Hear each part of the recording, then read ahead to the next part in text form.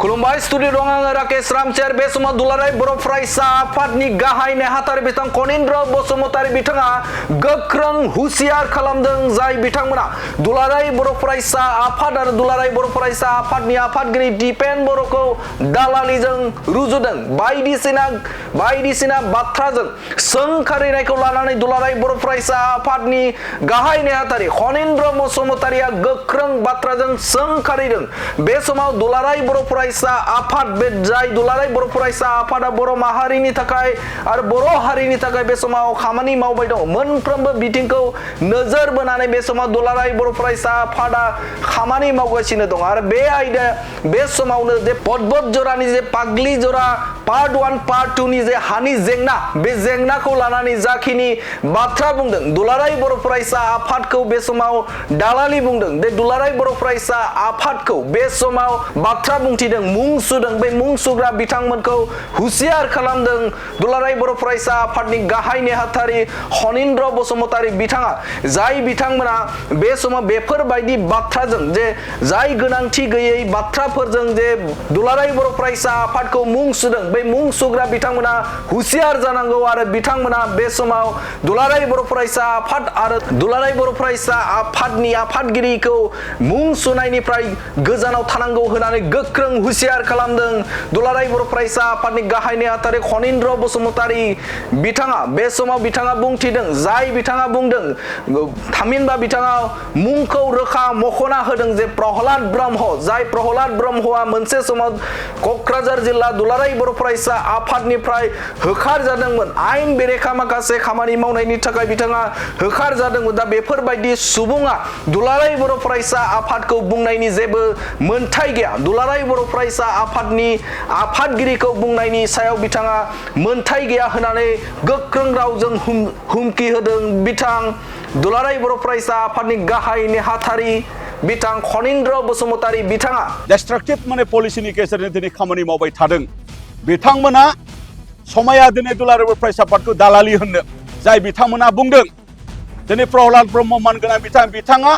दुलाराय बर' फरायसा आफादनि दैदेनगिरिखौ दालालि होननो थाखाय बिथाङा मरेल राइट्स गैया बिथाङा जुवानि दालालि खालामनायनि थाखाय दुलाराय बर' फरायसा आफाद क'क्राझार जिल्लाजों गाहाय नेहाथारि बिबान थानाय समाव एक्सपेल खालामजानाय सासे मानसि बिथाङा गाव सासे दालालि बिथाङा गाव सासे फायखारि बिथाङा सासे गाव एन्टि ससियेल माने खामानि मावग्रा सुबुं बिथाङा दुलाराय बर' फरायसा आफादनि दिनै माने सैथो बायदि खामानि मावनाय सासे दिपेन बर' बिथांखौ दालालि बुंनो थाखाय बिथाङा समाया मालती रानी ब्रह्म बिथाङा समाया मानो होनबा बिथांमोनखौ समाजा दिनै मिथियो आरो बिथांमोना समाजनि सासे माने मुगै जानाय आरो समाजजों रेजेक्ट खालामजानाय बिथांमोना सासे व्यक्ति दा बिनि थाखायनो बिथांमोननि इनभेस्टिगेशन बिथांमोननि थुन जलायनाय आरो बिथांमोननि दुलाराय बर' फरायसा आफादखौ माने मुगैथाव बाथ्रा बुंनायफोरनिफ्राय बिथांमोनखौ जानगाराव थानो थाखाय आङो दिनै बिथांमोनखौ आङो माने दिनै हुसियार खालामदों नङाब्ला जों दुलाराय बर' फरायसा आफादा जे जोंनि जिखिनि मोनसे बेबस्था बेखौ जोङो लानो गोनां जागोन आरो फैबाय थानाय समाव बिनि थाखाय आनवान्टेड जुदि सिचुएशन जुदि नोंथांमोननि थाखायनो जुदि जायोब्ला बिनि दाया जों जानाय नङा आरो बिथाङा पद्मत जरानि जे जाथायखौ लानानै बिथाङा बुंथिदों जे थारैनो मख'नांगोन जे पद्मत जरा ओनसोलनि जे थागिबि रायजो राजाफोर बे रायजो राजाफोरा जाखिनि बेवहाय पावार प्लान्ट गायसननो नागिरदों एबा सोरखारा बे समाव एपिडिसिएल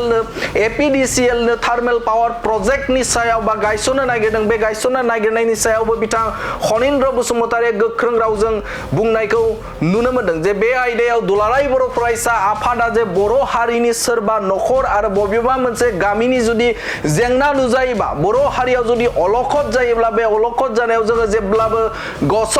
गसंथानानै जोङो दङ आरो बे समाव दुलाराय बर' फरायसा आफादा जे थार्मेल पावार प्रोजेक्ट जे जानो गोनां जायगा बे जायगायाव दुलाराय बर' फरायसा आफादनि आफादगिरि बिथां दिपेन बर'आ थांनानै खौरां लाहैबाय गोबां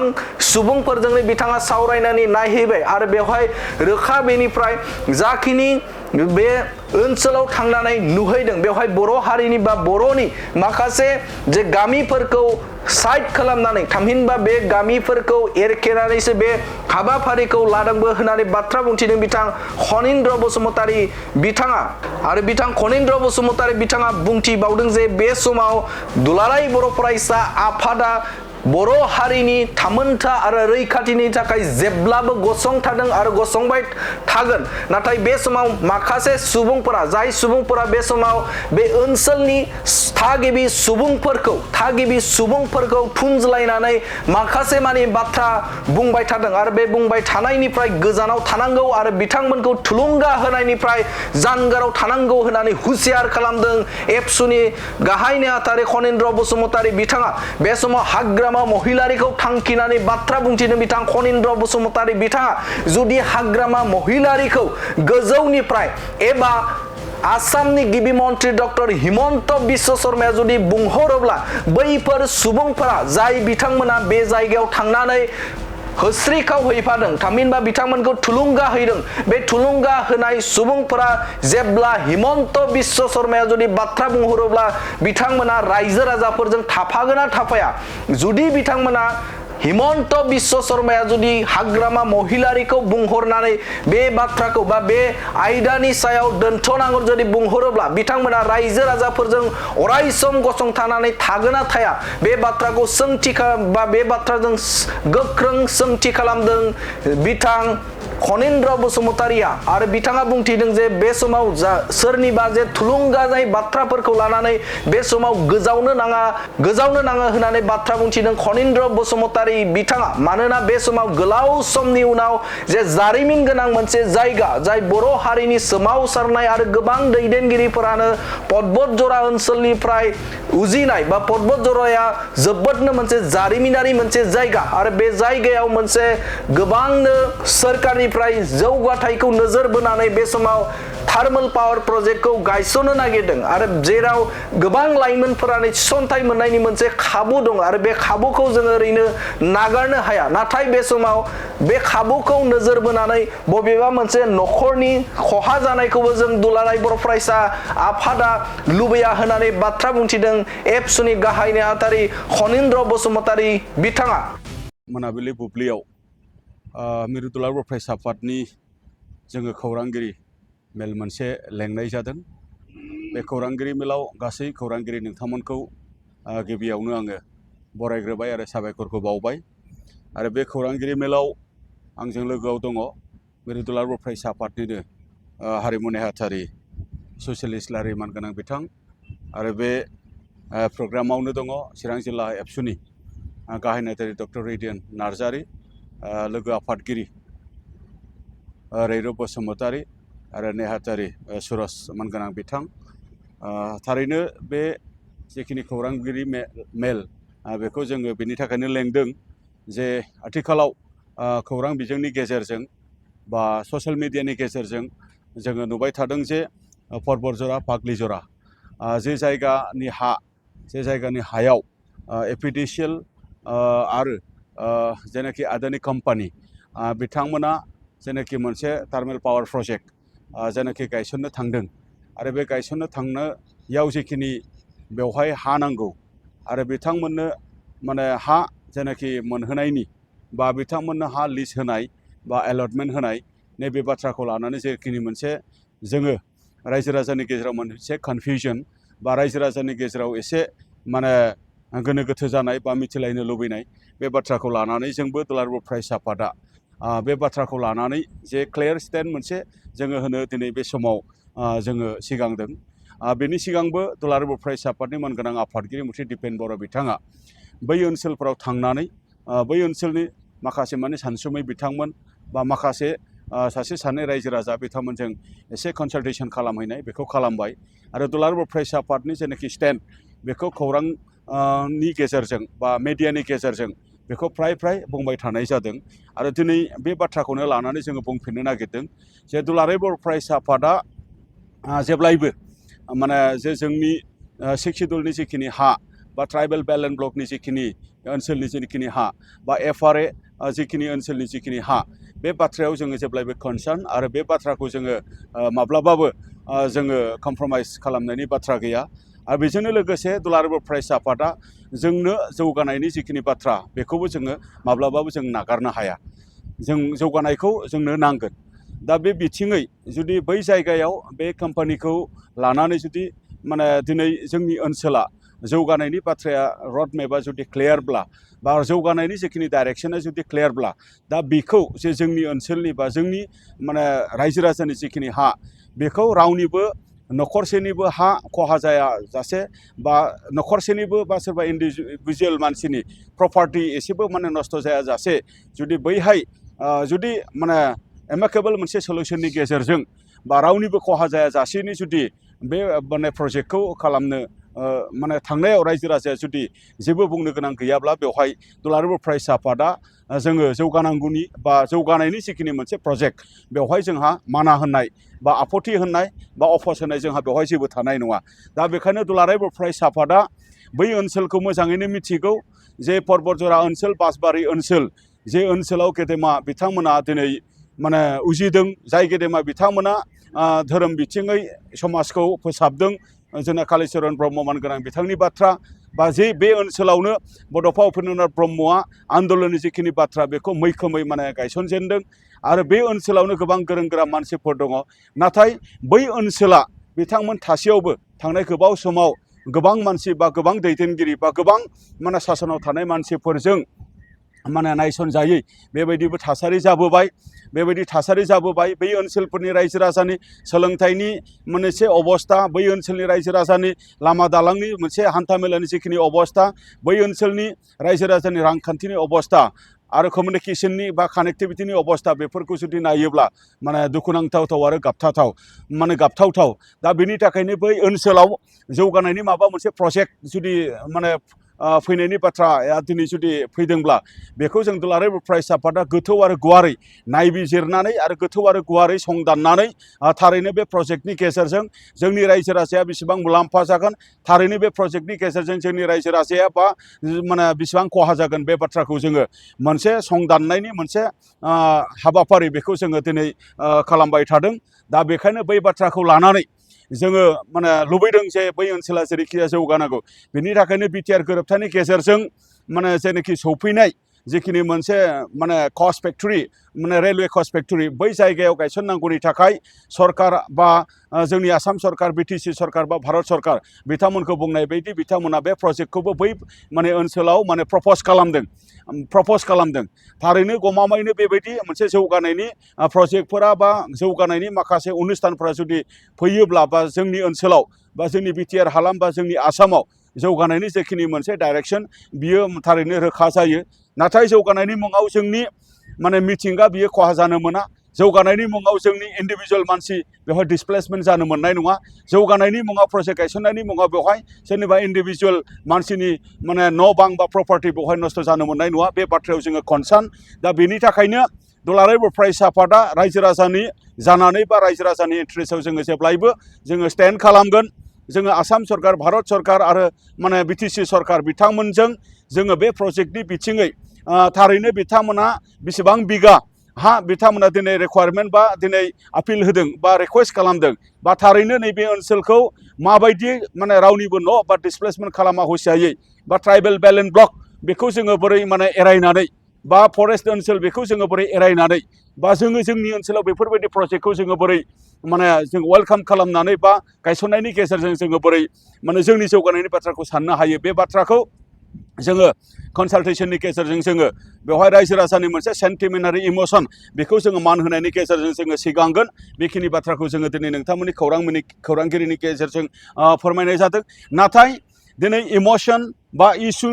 बा नोङो मोनसे सेन्टिमेन्ट बेखौल' लानानै जुदि दिनै ब्लाइन्डलि दिनै दुलाराय बर' फरायसा आफाद आरो दुलाराय बर' फरायसा आफादनि मानगोनां आफादगिरि मुथि दिपेन बर' बिथांखौ गोबां माने बेक्तिफोरा दिनै टारगेट खालामनानै बाथ्रा बुंनायफ्रा जोंनि थाखाय सहायथाव नङा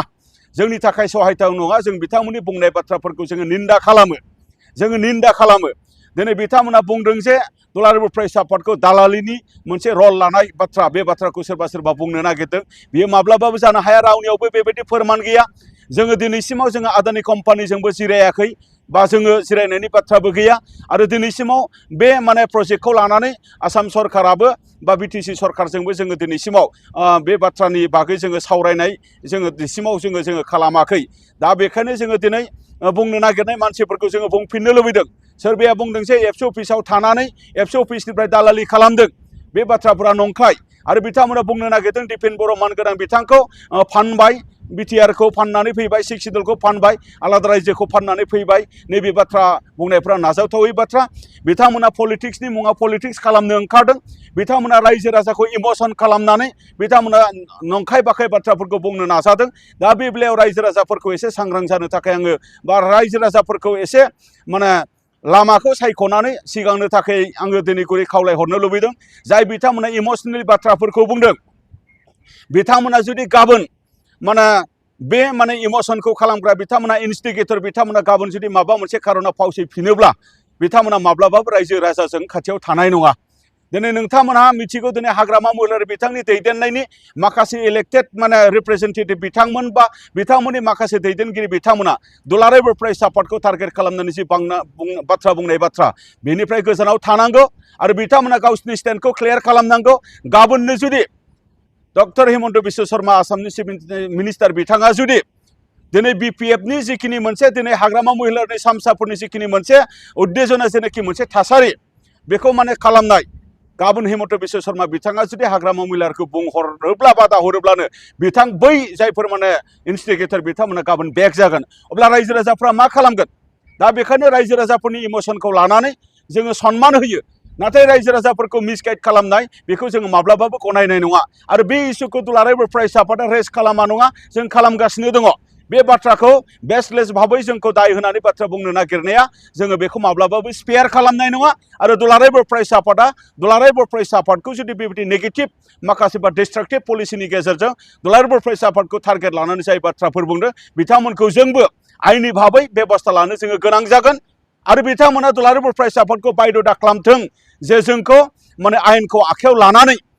जोङो बिनि रिप्लाइखौ आरो बिनि फिननायखौ होनायनि थाखाय बिथांमोना जोंखौ बायद' खालामनो नाङा जोङो दिनै सान्थि आरो सान्थिनि थाखाय सान्थिनि इन्टारेस्टआव जोङो सैज्य खालामनानै दङ नाथाय लिमिट जुदि क्रस खालामोब्ला जों दुलाराय बर' फरायसा आफादा जों ओरैनो थानाय नङा दा बेनिखायनो आङो बे बाथ्राफोरखौ बुंदों रायजो राजानि इमोसन जों बेखौ सनमान होयो आरो दिनै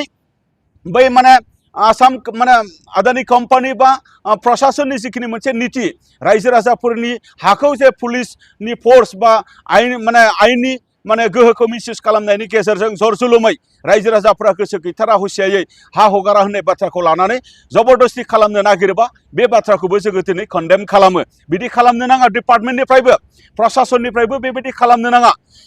बे बाथ्राखौ जोङो दिनै खावलायदों दा बेखायनो फैबाय थानाय समाव जोङो एमिकेबल मोनसे सलिउसननि थाखाय आरो जोङो दिनै जौगानायखौबो नांगौ बिनि थाखाय जोङो सानगोन आरो जे जोंनि रावनिबो खहा जेन बेवहाय माने जाया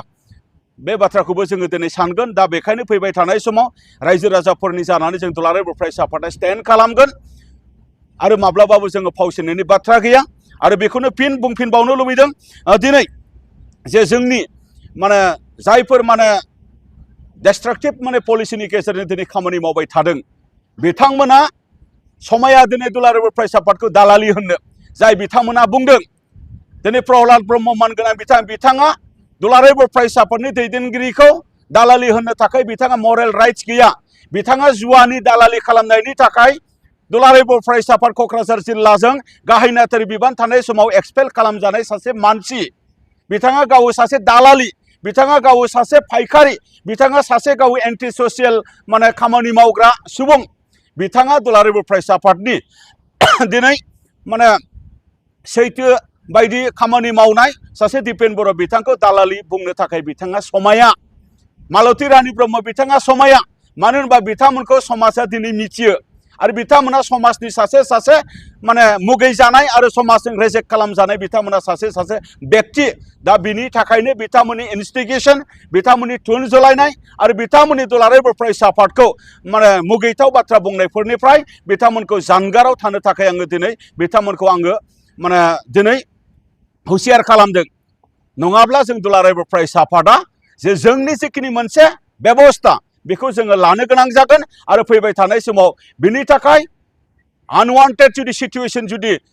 नोंथांमोननि थाखायनो जुदि जायोब्ला बिनि दाया जों जानाय नङा बेखिनि बाथ्राखौ दिनै खौरांगिरिनि गेजेरजों बै जेनाखि मोनसे हेटार्सफोर बै जेनाखि मोनसे डिस्ट्राक्टिभ माने खामानि मावग्रा बिथांमोननिसिम दिनै नोंथांमोननि चेनेलनि गेजेरजों जोङो बिथांमोनखौ जोङो मिथिहोदों गोजोन्थों रायजो राजाफोरखौ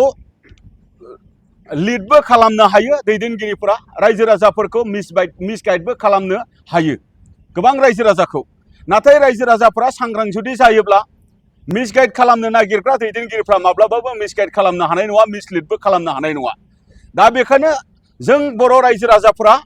सोरबा नेगेटिभ दैदेनगिरिजों मिसगाइड खालामजाबोफेराखै सोरबा नेगेटिभ दैदेनगिरिजों मिसलिड खालामजाबोफेराखै आरो दुलाराय बर' फरायसा आफादा रायजो राजानि जानानै जेब्लायबो खामानिखौ मावबोदों बेनि थाखायनो रायजो राजाफोरा मिसलाइड आरो मिसगाइड खालामजानायनि बाथ्रा गैया आरो परबतजरा ओनसोल बासबारि ओनसोलनि रायजो राजाफोराबो नैबे समाव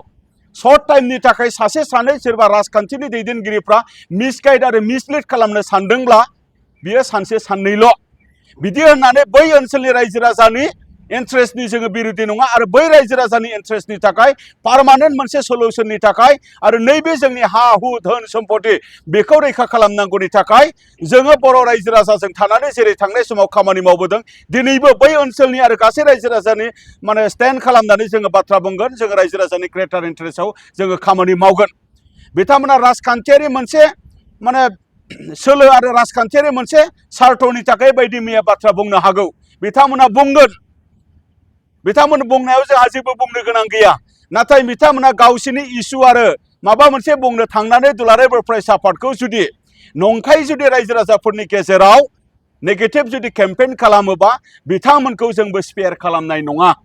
आरो दुलाराय बर' फरायसा आफादा स्पेयार खालामबोफेराखै आरो रायजो राजाफोराबो बे बाथ्राफोरखौ मिथिगौ आरो रायजो राजाफोराबो बे बाथ्राफोरखौ दिनै बिसास खालामो दिनै दुलाराय बर' फरायसा आफादा 1967आव जोनोम लाखांनायनि उनाव दिनै जेरैबायदि खामानि मावबोदों बर' हारिनि मोनथायनि थाखाय बर' हारिनि रैखाथिनि थाखाय बर' हारिनि थामोनथानि थाखाय बर' माहारियारि बादखौ लानानै जेरैबायदि खामानि मावबोदों आरो दुलाराय बर' फरायसा आफादा